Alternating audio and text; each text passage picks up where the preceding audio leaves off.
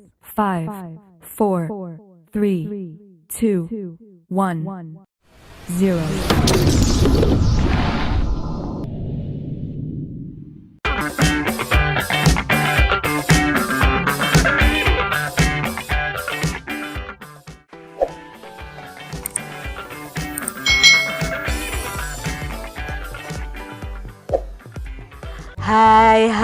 Hai. Selamat datang di channel YouTube Kak Citra. Apa kabar adik-adik semuanya? Kak Citra berharap kalian dalam keadaan yang baik, sehat dan siap untuk belajar ya. Hari ini kita akan belajar bersama-sama untuk mata pelajaran tematik kelas 6. Kita belajar di tema 5, wirausaha, subtema 1, kerjasama berbuah kesuksesan, pembelajaran yang keempat. Mari adik-adik kita belajar dengan penuh semangat ya. Tahukah adik-adik bahwa kerja keras itu merupakan kunci kesuksesan dalam berwirausaha? Berwirausaha itu berarti membangun sebuah pekerjaan ya adik-adik ya, sebuah pekerjaan sendiri, dan itu diperlukan kerja keras. Nah, kunci kesuksesan itu ya kerja keras itu adik-adik. Di sini ada salah satu contoh ya dari seorang wirausaha yang bekerja keras sampai sukses adik-adik. Yuk kita simak bersama-sama.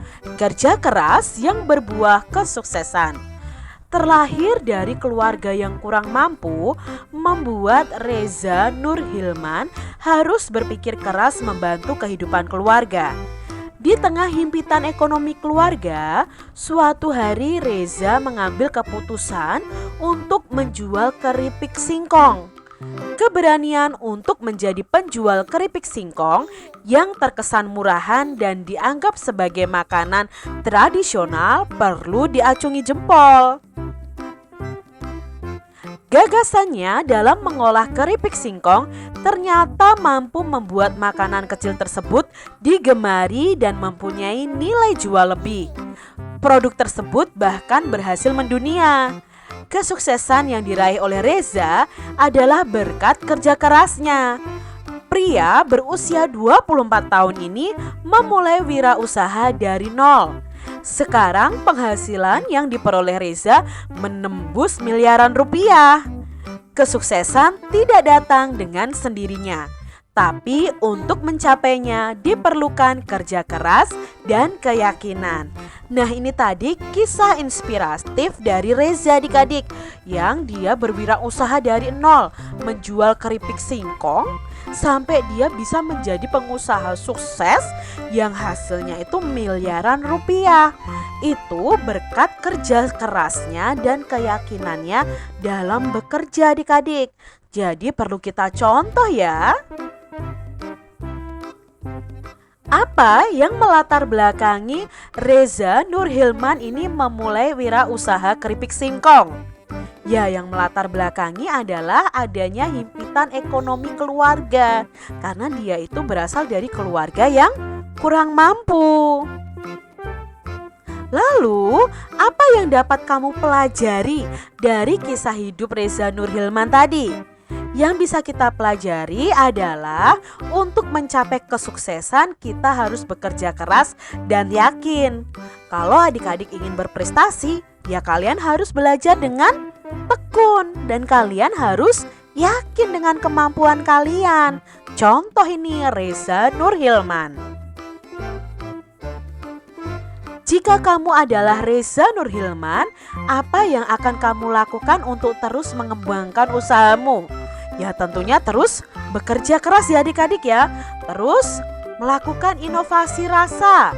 Bisa juga mempercantik kemasan agar konsumen tidak bosan. Serta bisa membangun cabang usaha-usaha di kota lain. Itu kalau kita menjadi Reza Nur Hilman adik-adik. Jadi supaya produk-produknya itu semakin dikenal, semakin diminati oleh masyarakat. Apa yang menjadi kunci sukses Reza Nur Hilman? Yang menjadi kunci sukses adalah kerja kerasnya dan keyakinannya adik-adik dalam bekerja.